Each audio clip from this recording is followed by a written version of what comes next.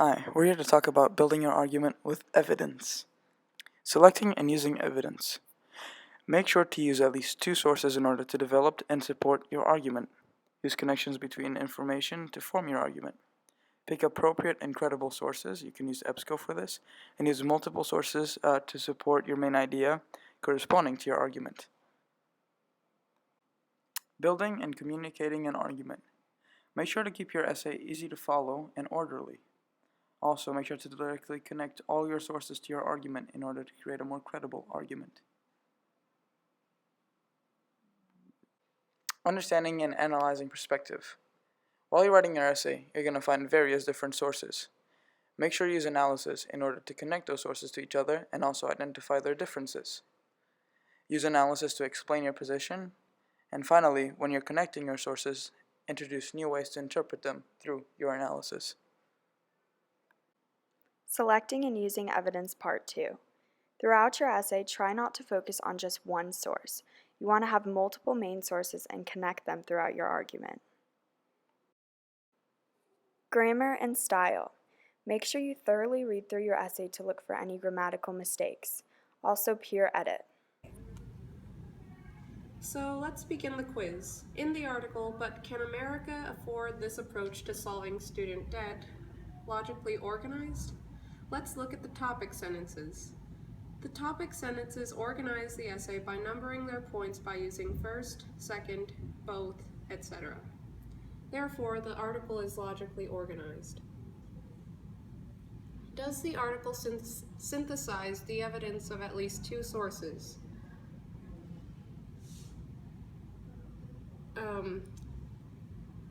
If you look at the two quotes from the two different people, you see that he ties the two perspectives in the paragraph. So the answer is yes.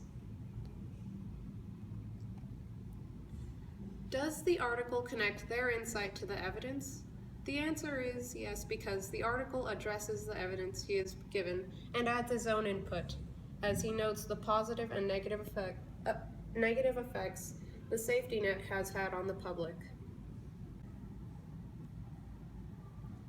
Number 4. Does the article interpret the differences between sources? The answer is yes, because the author takes the evidence from two different people with completely opposite perspectives. He notes the difference in executive lawmaker and a fellow advisor of students.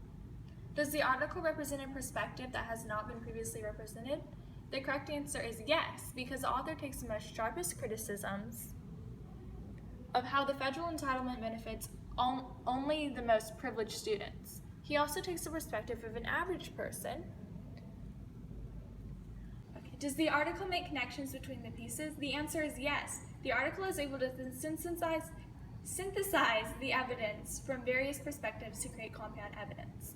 For example, they combine the evidence from a professor at Georgetown Law who said that the federal programs IDR and PSLF help make students make less financially motivated decisions with the testimonial of a student who was able to graduate from Georgetown Law thanks to programs such as IDR and PSLF. This article also combines evidence from the counter-argument with those who oppose the beliefs, stating that the unlimited flow of dollars don't really address the underlying costs, and that this excess flow of money only helps colleges build non-essentials. Was the evidence selected the best for the article? Yes, because the article utilizes evidence from people from all walks of life with lots of credibility. Also uses evidence, as said before, by people who have been affected, such as Justin Hoenke, who's a father who works as a public librarian who's trying to struggle with student debt.